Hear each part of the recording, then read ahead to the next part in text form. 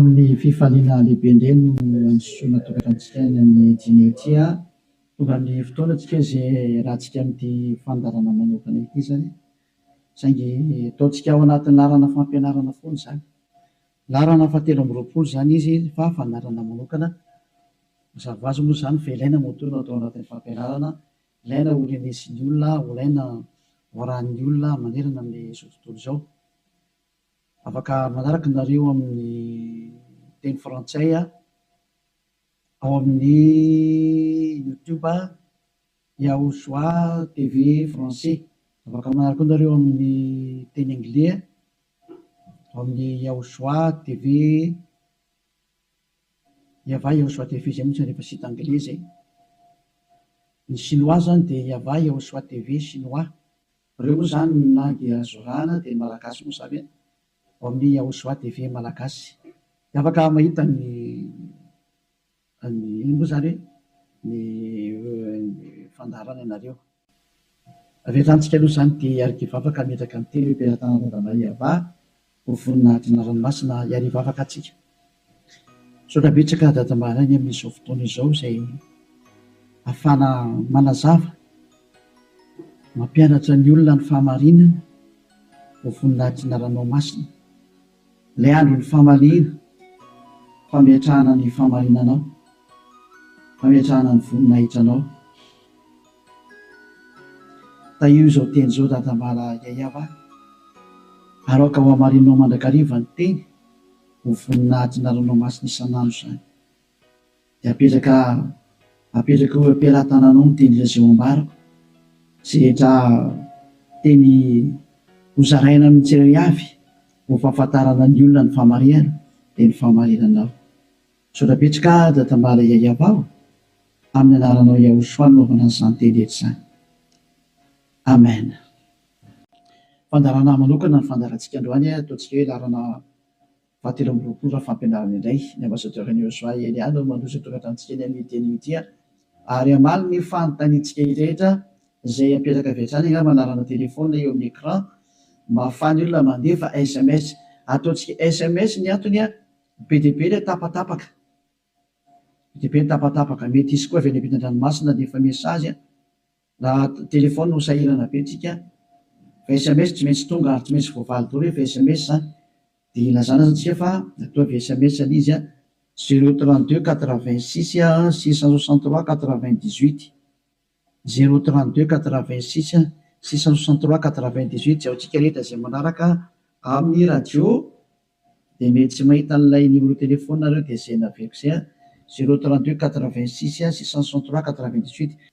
Ny fantaina mipetraka moa dia hoe ngamo rehefa mivavaka dia mbola mpanota iza zany nampianatra an'izany teny izany. Izay moa zany ny lohateny ny fandarantsika androany.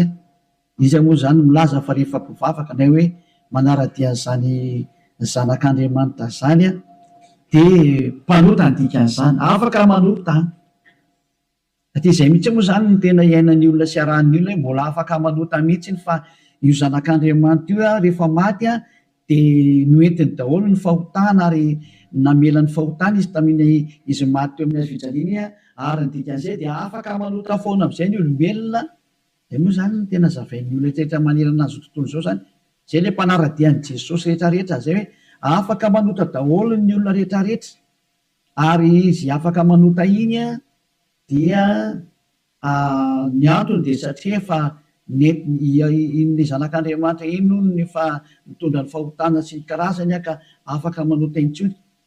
Zany ataoko hoe tena Andriamanitra vendrana be mihitsy ny fampirezidan repoblika raha mbola misy saina noho izy. Dikan'izany ange zany hoe Andriamanitra maneraka olona anao ratsy ange dikan'izany. Tena Andriamanitra vendrana be sa mety be ny teny ilay Andriamanitra vendrana be. Zany ma tsy sady tsy namorona iny tsy nanamboatra iny tsy zanak'Andriamanitra zany iny tsy niantona teo amin'ny fijaliana zany Jesosy io teneniko io. Jesosy zany hoe masika be anao tena tonga ny andro andravana zany. Andravana zany zany Elia zany zany efa mahitsy be ny teniko e. Andravana zany mihitsy raha tsy moramora nanaovan'ny olombelona 2 arivo taona na tsipitsipinyny eny amin'ny elo zay. Ny adalanareo izay mbola teo atsipiny amin'ny elo any efa tsy tonga saina dia anareo ianareo fa anjarako mampianatra sy miteny hoe aza miditra amin'izany intsony rehefa ampy zay 2 arivo taona zay fa be loatra zay na tsy mpindrentany amielo zay de tsy tenako tara kosa tara loatra natongavanao tsisy tara zany normal biara ny fatongavany ely azy mety be mihitsy ny tena izy zay mihitsy ny tena izy zay satria maninona miteny an'izany ny filoham-pirenena raha mbola mba manome polisy gendarme iambina ny olona tsy hanao ratsy ary raha manao ratsy le olona tena gadrainy any am-ponja mihitsy nasiny ny tribonaly anaovana ny fitsarana ary mandefa olona any am-ponja ny mpanao ratsy dikan'izany tena mbola mandinika ny olombelona noho ny Andriamanitra tomponareo ary Andriamanitra tena manakotana fiarahamonina ny Andriamanitra nareo satria manirakolona anao ratsy hoe tsy manina fa mahazo manao ratsy ianao fa beba fotsiny rehefa tonga sabotsy lahady avy areno indray rehefa avy eo dia beba sabotsy lahady mazava be ny teny ely hoe ny filoham-pirenena raha mbola misy saina ary ny prime ministre malagasy raha mbola misy saina raha malagasy no resahana dia ny prime ministre nareo ny tanàna izay misy nareo any raha ny Amerika izany dia ny filoham-pirenenareo mbola misy saina noho le jizasinareo na any amin'ny Frantsa dia ny filoham-pirenenareo mbola misy saina noho Jésus nareo satria ireny ara mbola mitady ny hevitra ny tsy hampanotanario sazinareo raha vao manao ratsy mbola misy saina noho ny Andriamanitra nonge ho an'ny filoham-pirenena dikan'izao mbola misy fahendrena ny filoham-pirenena sy ny prime ministre sy ministra noho ny Andriamanitra tomponareo adalanareo izay hanompo an'izany zavatra zany mba tonga saina mialohan'ny mesazinareo moa zany dia ny anana nefako an'olo hoe zatra tena mahavariana nge zany sady zany hoe ahoana tokoa moa ianao ve dia Andriamanitra ho no arahanao amin'ny mampamorona anazy zany ianao zany ny dikan'izay raha mpamorona izy mpamorona eo Andriamanitra io dia zany ianao zany ka raha mpamorona zany le Andriamanitra maninona moa izy mamela ny zanany andehanao ratsy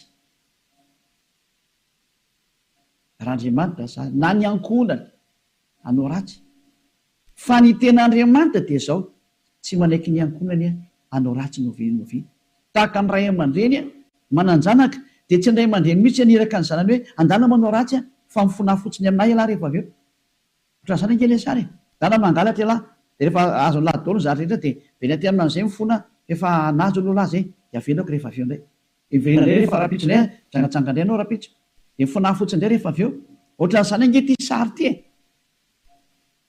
tsy mba Andriamanitra zany aminahy fa devolo manao an'izany hevitra zany tsy mba misy Andriamanitra ny teny an'izany zao ny tenin'ilay Andriamanitra marina fa zany moa fampidirana taony ary teny entina tonga sainanareo hoe tsy izy mihitsy ny ty Andriamanitra ny tomponareo hatramin'izay ty fa mpiara-miasa amin'ny devoly zay moa le fampianarana tary amin'ny numéro 18 sy 19 zay mpiara-miasa amin'ny devoly io ny androny dia zao ilay tena Andriamanitra dia namoaka an'izao fanambarana zao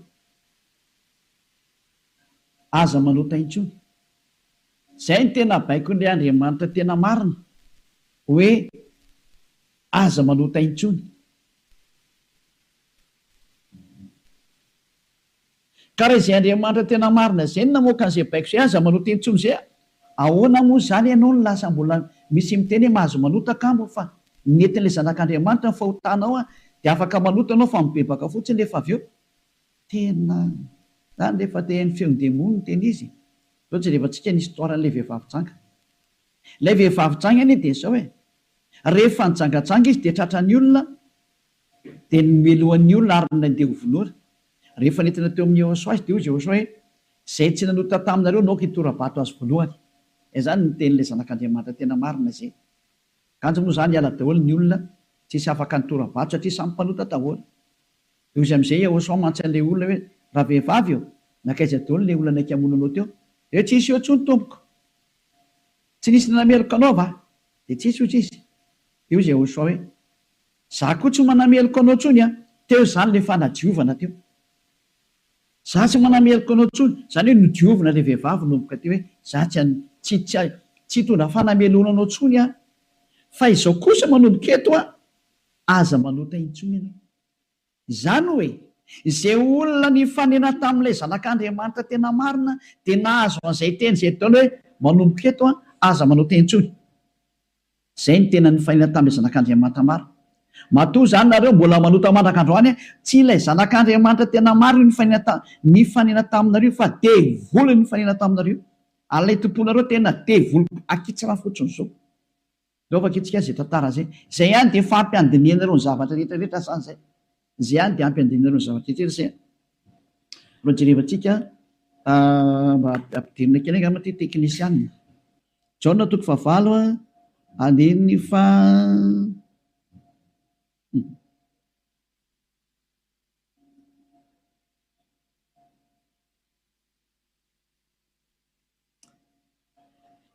Jaona toko fahavalo andiny fahasivy. Ary raha nandre zany izy dia nivoaka tsiray hatramin'ny zokonjokony ka hatrany amin'ny zandrinjandriny. Ary Yahosoa irery ihany no sisa teo sy ilay vehivavy. Ka rehefa nitraka Yahosoa dia izy taminy, raha vehivavy aizy ireny. Tsy nisy nanameloka anao va? Ary hoy izy, tsy misy tompoko. Dia hoy Yahosoa, za koa tsy manameloka anao. Zay ilay hoe le famindram-pony mandeha voalohany. Dia hoy izy hoe, za koa tsy manameloka anao. Ary aoriana le famindram-po amin'izay na le fanadiovana, le teny manafaka anao dia misy toy le teny hoe mandehana.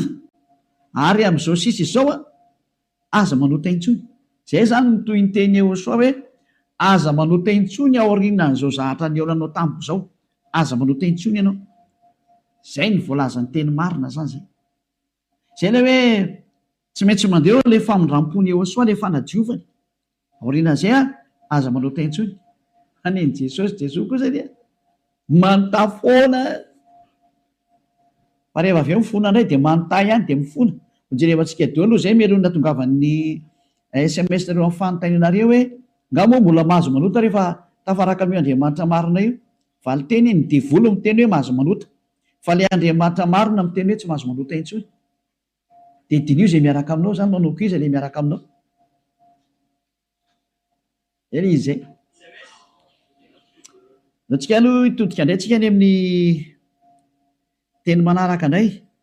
Indray tsika aloha hijery indray tsika aloha Jaona toko fahadimy. Jaona 5:14. Rehefa afaka izany dia hitany Yahosoa teo an-kianjan'ny tempoly raha lehilahy. Dia hoy izy taminy, ino efa sitrany ianao aza manota intsony fa andraho anjoanao zay ratsy nohony teo. Teny faharoa navoaka ilay tena zanak'Andriamanitra tena marina izay hoe mba tsy anjoanao ny ratsy nohony teo dia aza manota intsony ianao. Zany hoe izay olona ny fanena tamin'io Andriamanitra marina io zany, ilay zanaky ny avo indrindra ilay tena izy dia ny tenenany hoe aza manota intsony fa andraho anjoanao ny ratsy nohony teo. Aza manota intsony fa andraho anjoanao ny ratsy nohony teo. Izao ny voalazana soratra masina ato hoe aza manota intsony fa andraho anjoanao izay ratsy nohony teo. Izany hoe mazava be zany ny tenin'ilay zanak'Andriamanitra fa rehefa tafaraka aminy dia tsy mahazo manao ratsy intsony. Zay zany ilay tena tafaraka amin'io zanak'Andriamanitra io, tsy manao ratsy intsony. Nao tsika aloha tsy teny manaraka indray tsika aloha. Roa zany zay no ahitantsika hoe tena tsy mahazo manao ratsy tafaraka amin'io Andriamanitra io zany. Vakentsika indray ny Jaona voalohany. Dao ndraiky tsika mbola hijery teny hoe ahoana marina ny teny io zanak'Andriamanitra io hoe mety ve le manota zany. Andao hidirana antsika indray amin'ilay Jaona voalohany toko voalohany ato indray tsika fa ity ny fefenan'izy menakavy. Ao amin'ny andiny fahavalo ato daholo Jesosy no miafina. Ty ny fefenan Jesosy ty. Jesosy tena zahatra tena tsy izy mihitsy. Jesosy Jesoa ity ny afenany. Jaona voalohany toko voalohany andiny fahavalo mihaino daholo zany Jesosy menakavy amin'ity teny ity. Raha hoy isika tsy manana ota isika dia mamita tena ary ny marina tsy ato anatintsika. Zay zany aloha zany ny teny voalohany zay. Hoe raha tsy manana ota ny ontsika dia mamita tena ary ny marina tsy ao anatintsika. Fa raha miaiky ny fahotantsika isika dia matoky sy marina izy ka mamela ny fahotantsika sy manadio antsika ho afaka amin'ny tsy fahamarina rehetrarehetra. Zay. Dia toy izao ihany. Raha hoy isika tsy nanota isika dia mampandainga azy ary ny teniny tsy ato anatintsika. Dia io farany io nitazomo zareo amin'izay hoe raha hoy isika hoe tsy nanota isika dia mampandainga azy ary ny teniny tsy ao anatintsika. Tazomin'ny Amerikanina io, Frantsay, ny Anglisy, ny Alemaina, Malagasy, ny Afrikanina rehetra zao tontolo zao dia miara-mitazona io teny io ka miteny hoe tsy maintsy manota hony araka ny tenin'ny apôstôly John. Ary raha ohatra ny sanatrehan'izany apôstôly John tokoa nampianatra an'izany, efa any amin'ny elo John mizoatsika amin'ny teny zao ary mitony kitoza araka ny teninareo. Raha tena izany tokoa ny tia nitenenina tamin'io. Raha i John no nitarika ny olona hanohitra ny tenin'ny Yehosoa, ilay zanak'Andriamanitra tena marina, ka ny teny zany John zany nanohitra ny tenin'ny Yehosoa le hoe aza manota intsony fa andrao anjoanao ny ratsy noho teo. Ka i John indray no miteny hoe mahazo manota ka moa fa ratsy mpanota dia mampandainga an'Andriamanitra nareo. Dia miteny aminareo fa efa any amin'ny elo John mizoatsika amin'ny teny zao. Ary mahitsy be ny tenin'ny ely hafa tsy sangina mihitsy izany teny zany. Any amin'ny elo John na hoe Ioanana.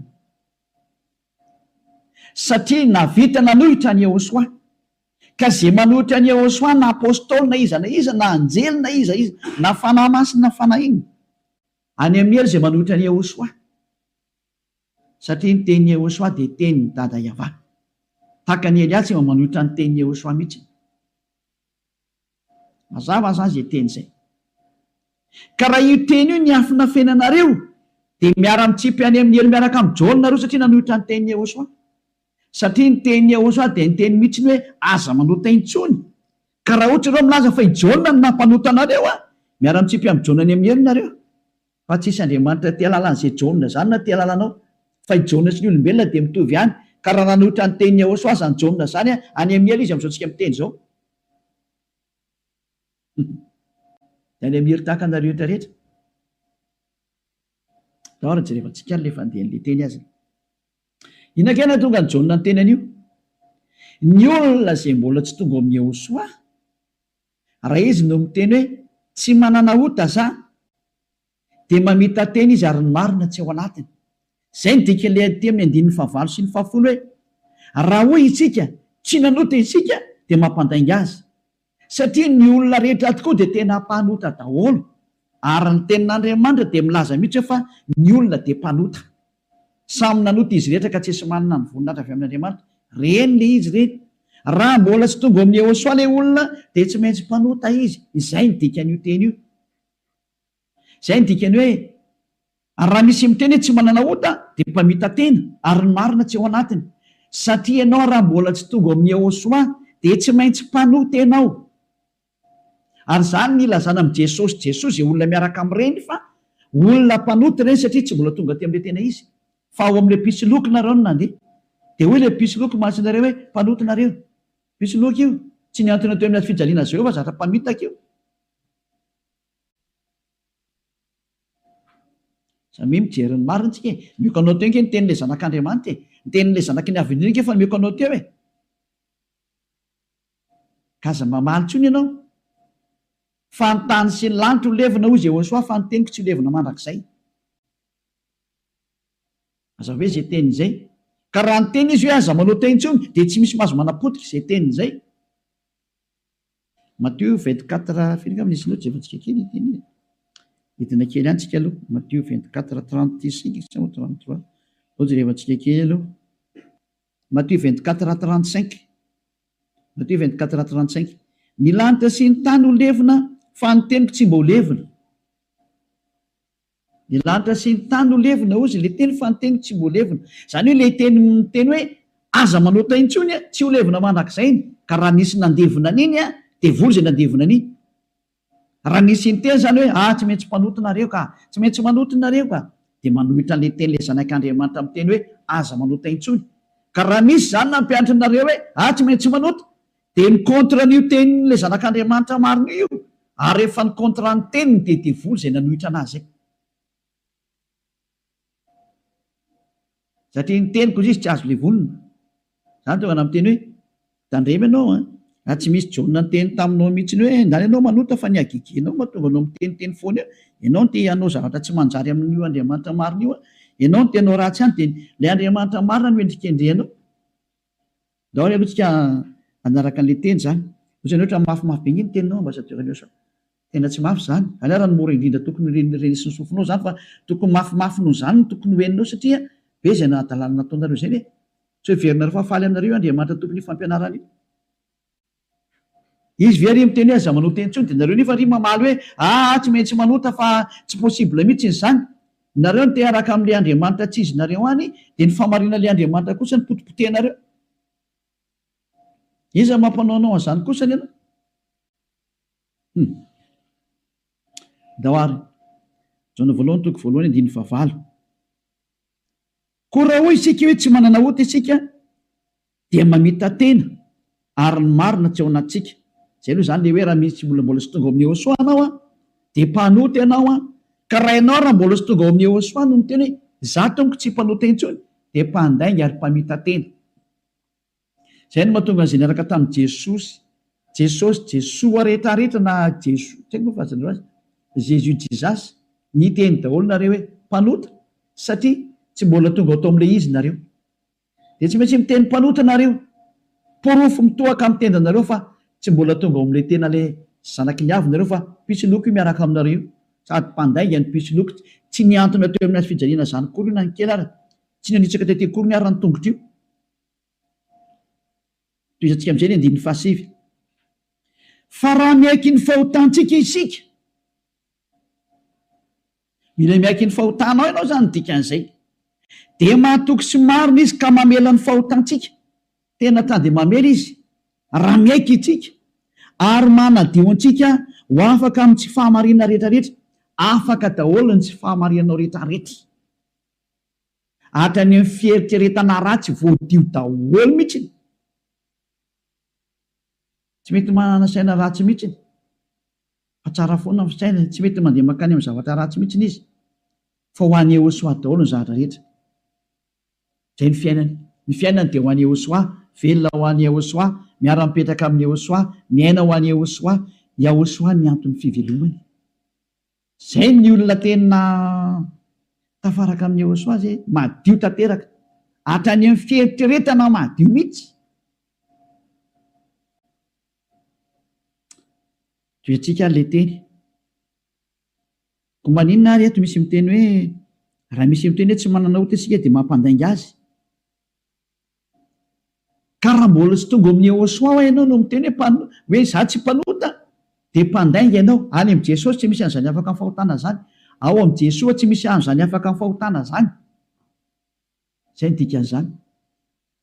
Dia itoy amin'izay ary io teny eo amin'ny Jaona voalohany toko voalohany io notohizany Jaona io ry amin'ny Jaona voalohany toko 7 fa tsy najanony teo fa notohizany ry amin'ny toko 7 amin'izay. Zany hoe nitohy io teny io fa tsy nijanona teo. Ao amin'ny toko 7 dia ao amin'ny 9:4 amin'izay no jerevantsika. 9:4. Jaona voalohany toko 7 9:4. Izay rehetra manota no mandika ny lalàna fa ny ota ny fandikana lalàna. Zany hoe ny olona zany rehefa nandika an'izay teny Ôsoa zay aza manota intsony ka ianao milaza fa mpanota dia efa nanota ianao zany dikan'izay aloha. Fa fanaporofona rehefa nandika ny teny Ôsoa ianao dia efa mpanota ianao zay. Zay mahatonga ny vavan'ny tsy afaka amin'ny fahotana. 9:5. Fantatrareo anefany fa izy no naseho hanaisitra ny ota. Io ara le teny nanaisitra ny ota ary izy ary tsy mba misy ota mihitsy ao aminy. Zany hoe rehefa ny olona zany tonga ao aminy dia tsy misy ota mihitsy ny ao aminy. Dia toy izy amin'izay ary ny 9:9. Izay rehetra mitoetra ao aminy ara dia tsy manota. Niza zany tafaraka amin'ny Ôsoa dia tsy manota intsony. Zay ny tena nytenenin'ny Jaona zay. Ary taorian'ny fananarany tarika eto amin'ny Jaona voalohany toko voalohany 9:9 dia nitsindriny amin'izay ny teniny fa rehefa tonga ato amin'ny Ôsoa kosa nareo dia tsy manota intsony. Ary zany hoe raha mbola sy tonga amin'ny Ôsoa nareo dia mpanota nareo. Rehefa tonga ato amin'ny Ôsoa kosa nareo tsy mpanota intsony. Zany mampiseho miariary mihitsy fa mpamitaka sy mpandainga iny Jesosy iny. Dia iny Jesosy mandainga io. Adalanao zay te hiaraka amin'izany Andriamanitra mampandainga sady mampandainga ny Andriamanitra marina ary misy loko ny asany ary nandefanareo any amin'ny hery. Adalana ianao raha mbola hiaraka amin'izany ianao safidinao moa inoko. Raha tsy hoe amin'ilay miaramila ny devolotiko ianao dia naika an'izany famononanao zany. Fa raha olombelona normalina maheno any hery amin'ny teny tonga saina daholo ary tsisy manaiky fitahana intsony. Adino eko anareo ny fanaporofona. Io iny izy io toy antsika eo amin'ny 9:9. Izay rehetra mitoetra ao aminy dia tsy manota. Nizany zany mitoetra ao amin'io Ôsoa io dia tsy manota intsony izy. fa izay rehetra manota ozy izy ao nitenin'ny Jaona amizay a de sady tsy nahita anazy ary tsy mahalala anazy. Tsy netan'io zanak'Andriamanitra maro io nareo midika zany fa i Jesosy de tsy zanak'Andriamanitra. Jesoa de tsy zanak'Andriamanitra marina, tsy izy io. Mpisoloky ary mpamitaka satria nampanota anareo foana hatramin'izay. 2 taona nareo mipetraka atao anatin'ny fahotana. Tsy afaka anareo zany midika an'izay. Mbola hiteny any venareo fa marina ny lalak'alena.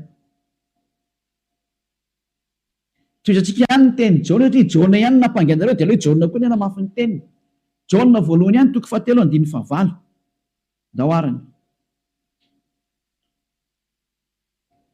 9:7 hatramy vakitsika. Aleo 9:9 aloha tenentsika ny tenin'ny apôstôly Jaona. Izay manota dia avy amin'ny devoly satria ny devoly manota hatramin'ny voalohany. Io izy io. Niza zany manota dia avy any amin'ny devoly zay satria efa tonga Jehosoa manala ny fahotana. Zay manota am'izay izy Jehosoa am'izao dia avy any amin'ny devoly izy. Ianao zany rehefa mpanota dia avy any amin'ny devoly ianao. Mpitondra fivavahana ianao. Laza ianao zany fa mpanota ny olona. Avy any amin'ny devoly ianao. Andriamanitra tompony olona ianao. Laza ianao fa mpanota ny olona ary ampirisinao ny ota ny olona. Avy any amin'ny devoly ianao. Zany hoe olona ny rahana devoly akety zany io miaraka aminao io. Mametrereta. Mbola tsy tonga sena miteny mandeha ihany ianao. Asakasakanao aloha fa zay le fandarana androany fanavotany ity. Niendry mahita loza kamery ny adala mandroso kavoa. Leo avaketsika indray ny teniny. 9:7. Ty le nitenenin'ny apôstôly Jaona ihany. Ovaly le Jaona voalohany toko voalohany 9:9 sy ny 10. Hoe ny olona izy Jaona rehefa tonga ato amin'ny Jehosoa tsy mety manota intsony. Ilay tena zanak'Andriamanitra tena marina. Izay rehetra naterak'Andriamanitra no tsy manota. Matonao zany mbola manota dia tsy nateraka io Andriamanitra ianao fa nateraka Jesosy Jesoa. Dia io ianao mpanota io. Mbola tsy nateraka ilay zanak'Andriamanitra tena izy ianao fa niteraka anao dia ilay mpisoloky no niteraka anao.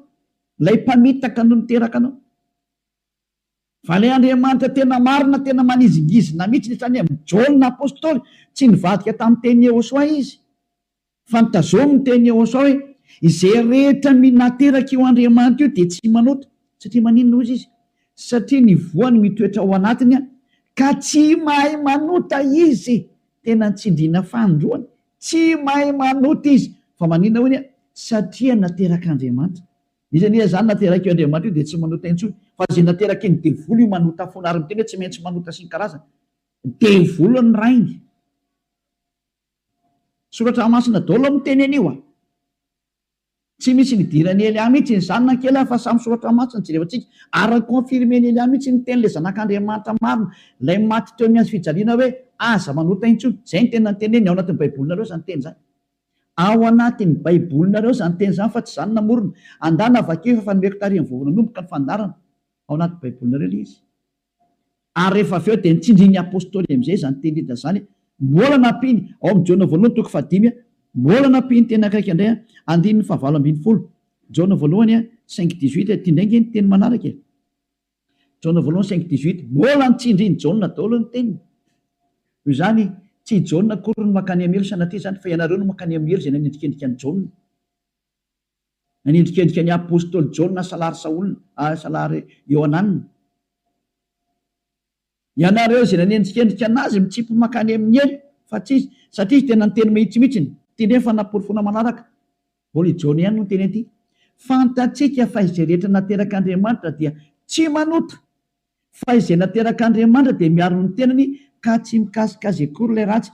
Tsy azony devoly kasena mihitsy ny olona miaraka amin'io Andriamanitra marina io. Izay nateraka eo Andriamanitra io. Matoa zay ianao mbola mpanota nateraka devoly ianao. Zay miaraka aminao zany mpiara-miasa amin'ny devoly ny dika an'izay. Zay ilay fampianarana numéro 18 sy 19. Hoe mpiara-miasa amin'ny devoly io Jesosy Jesosy nao. Jésus Jesus nao io ry Amerikanina. Ary frantsay ry anglisy avy any aminareo fampianarana io. Nareo no mitondra ny unité nakety atody kely amakany aminareo mihitsy n'izao ny teny. Ahoana io teny io?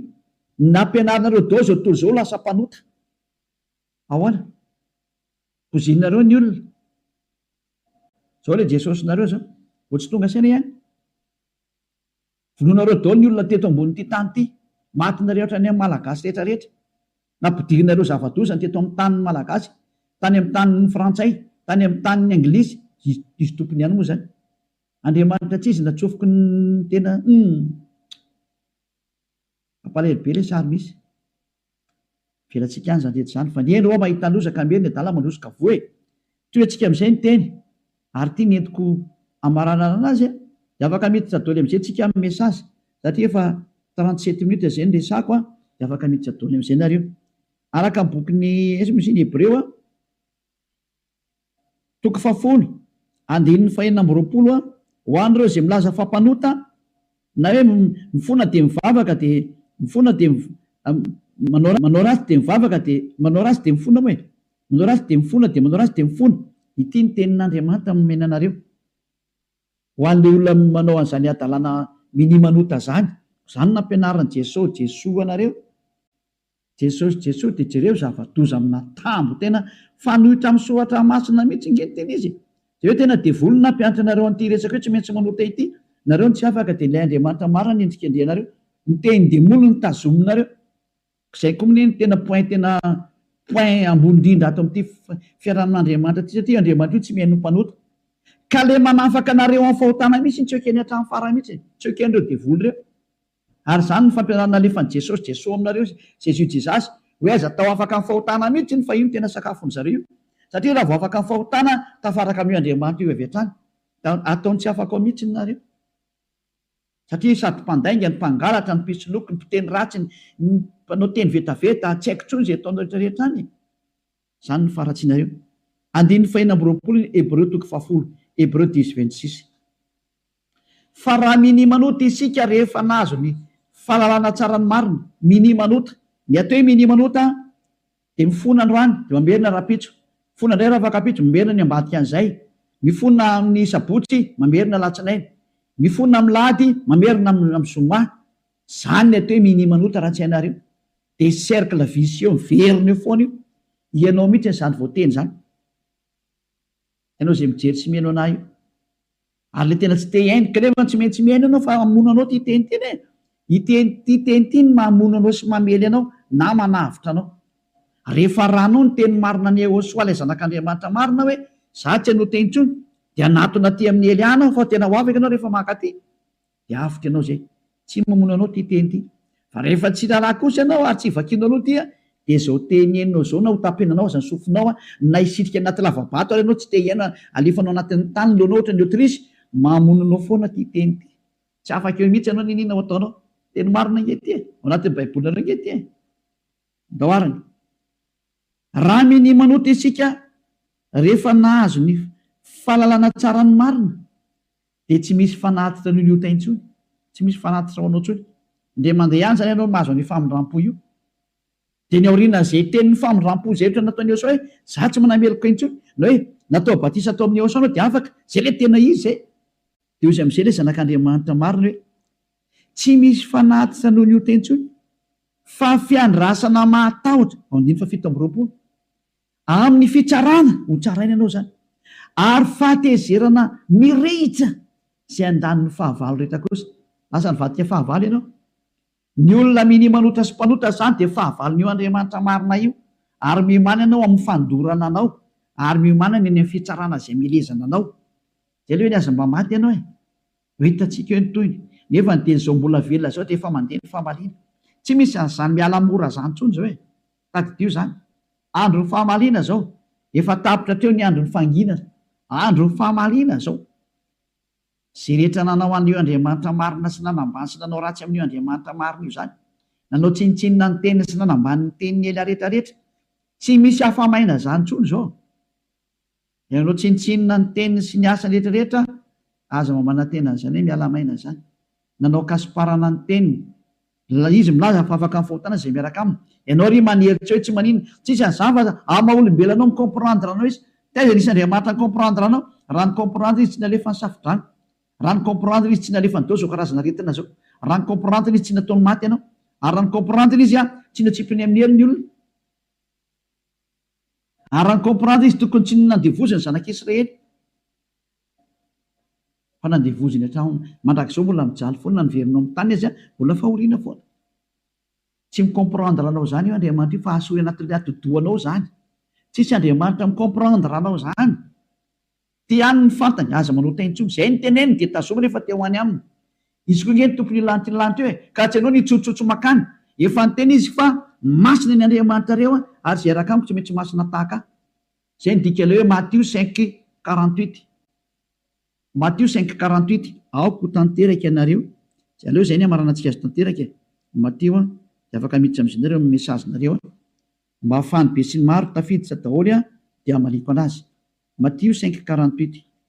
Koa amin'izany aoko tanteraka ianareo toy ny fahatanteran'ny rainareo zay any an-danitra. Ianao zany dia efa nomeny Iehosoa baiko hoe rehefa teo any amin'ny lanitra ianao aoka ianao tanteraka. Atao ny sitraponao atete an-tany tahaka ny any an-danitra any amin'ny lanitra ambony any zany. Manomboka eto ianao zany dia tsy maintsy tanteraka. Dikany tanteraka ao amin'ny teny Anglisy dia hoe perfect. Ary ny teny frantsay hoe parfait. Ianao zany mila parfait, perfect, tanteraka ozy ny tenin'Andriamanitra rehefa teo any amin'io Andriamanitra marina io. Fa ny olona zay tsy parfait tsy mahazo miditra makany zany. Ozy hoe ianao zany parfait mihitsy. Madio zany eritreritra anao. Voalaza anao madio be mihitsy ny eritreritra tena ho any Iehosoa rerery ny zavatra rehetra momba n'izany Elias. Donc vakitsika teny zay hoe madio ohatra ny mieritreritra any bokin'ny Hébreu any angambany izy. Jereo antsika Hébreu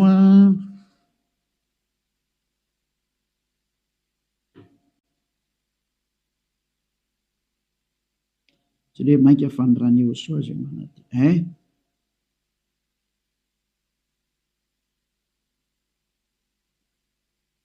Izay mosany manadio ny eritreritra. Vakitsika manomboka amin'ny andiny faraka ambin'ny folo zany dia hatralia amin'ny andiny fahafiry zany ty. Enina ambin'ny folo. 16-17. Aloha vakitsika manomboka amin'ny andiny faha 11. Hébreu 9. Dia manomboka andiny faha raika ambin'ny folo. Fa Iehosoa kosa Hébreu 9 manomboka amin'ny 11 ka hatramin'ny 17 eo na 18 angamba vakitsika eo daholo.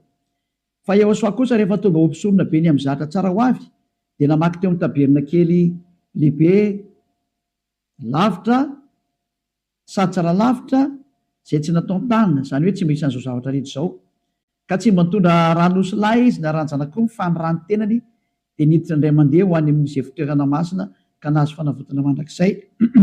Vadindrindra fa raha ny ranosy lahy sy ny ranomby lahy ary ny lavelom-batotra ny vavy avy afafy amin'izay voaloto no mahamasina hatrany amin'ny fanadiovana ny nofo maika fa ny rany Iehosoa zay nanatitra ny tena tsy manantsinon'Andriamanitra tamin'ny alalan'ny fanahy mandrakizay no adio ny fieritreretanareo ho afaka amin'ny asa maty mba hanimponareo an'Andriamanitra velona. Tsy tonga tany amin'ny 15 tsika fa teo amin'ny 14 dia hitantsika ilay zany io izy io. Zany hoe madio hatrany amin'ny eritreritra rehefa tonga amin'ny Iehosoa. Tsy misy maloto zany intsony eo aminazy. Afaka daholo ny zava-detra. Zany ilay tena Andriamanitra tena marina zany. Izay ilay tena niantona teo amin'ny fijaliana. Izay ilay tena nandatsaka ny rano. Izay ilay tena zanak'Andriamanitra marina indrindra. Izay ilay niteny hoe aza manota intsony ny anarany Iehosoa no anarany. Zao toriany Elias. Tsy azo ovaina koa izay anarana izay satria tsy misy anarana hafa nomenany olona mba halanitra zao na famonjena. Ka rehefa Iehosoa ny anarany tsy azo ovana zavatra hafa intsony izay. Ary Iehosoa rery na vita nafaka amin'ny fahotana tsy azonao ovaina zavatra hafa na atao ovaina atao parallela amin'ny zavatra hafa. Devoly manao an'izany, mbola devoly koa manao an'izay. Io nareo tsisy afaka amin'ny fahotana io. Fa izay nanatona ny Iehosoa rehetra tamin'ny alalan'ny Elia ankehitriny afaka amin'ny fahotana daholo ary tena madio be daholo tsisy tsinontsony. Anjaranao sisa mandray fanapa-kevitra. Za miteny aza miaraka amin'ny Jesosy hoy miala tao. Rehefa te hitsipy any amin'ny elo mipetraha ao. Efa miteny ho any amin'ny elo anao fa tsy solution zany. Ary anao tsy havita nova-palitao fotsiny eo ary Jesosy.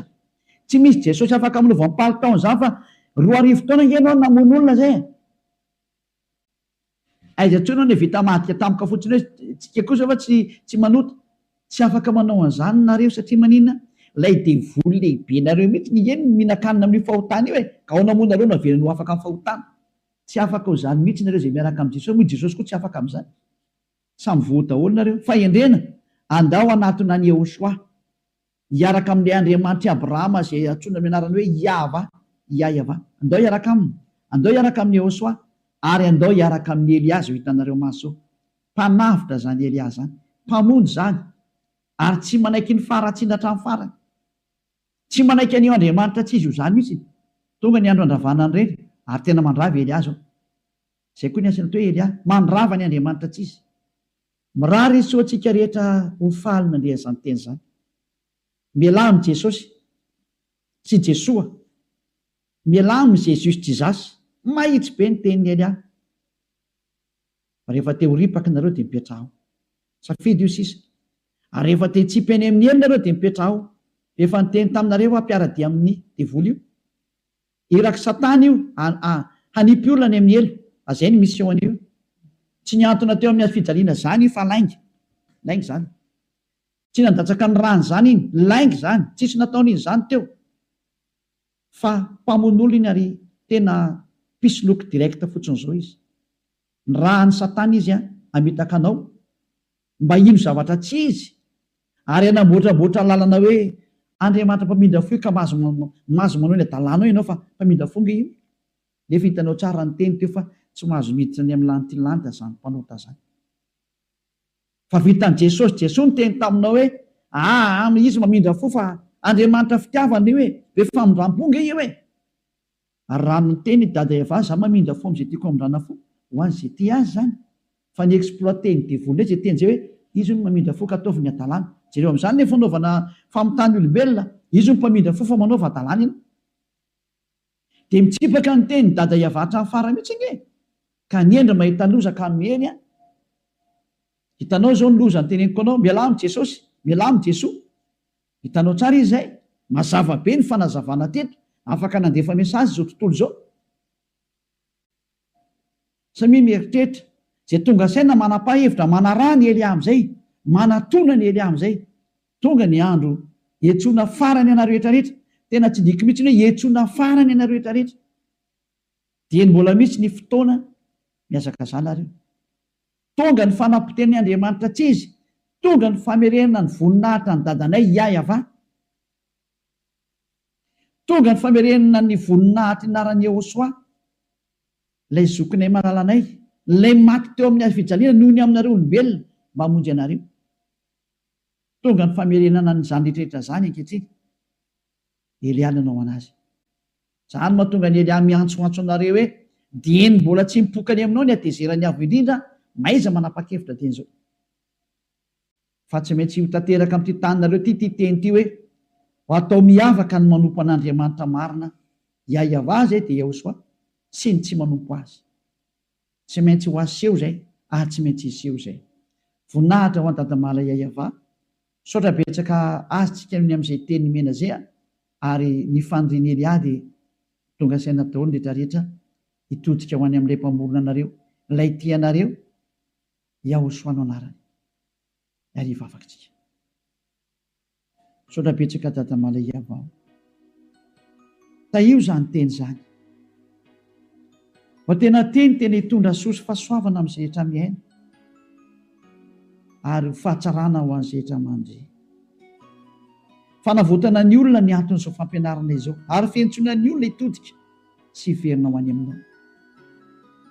Valio antso ny tsirairay avy, valio teny ny tsirairay avy dadamala Yahva. Mamalia vavaka ianao, voninahitra anao mandrakizay, arovy ny teny izay nomeko satria avy any aminao ry. Arovy ny teny izay rehetra nambarako satria nomenao reny ho hanavotana ny olona hiverenao any aminao. Sokafy hatrany ny varavarana mba hidirana izay mbola afaka miditra dada malalo Yahva. Vonjeo izay rehetra fatady ho faty, mba ho tonga soa aminao Yehosoa, voninahitra anao mandrakizay. Amin'ny anaranao Yehosoa anaovana ny vavaka sy ny teny rehetra. Halleluia, amen. Dia mirahaso tsira samy teny Yehosoa ho amin'ny fitohizan'ny fiarahantsika manaraka indray. Vedra matomboka.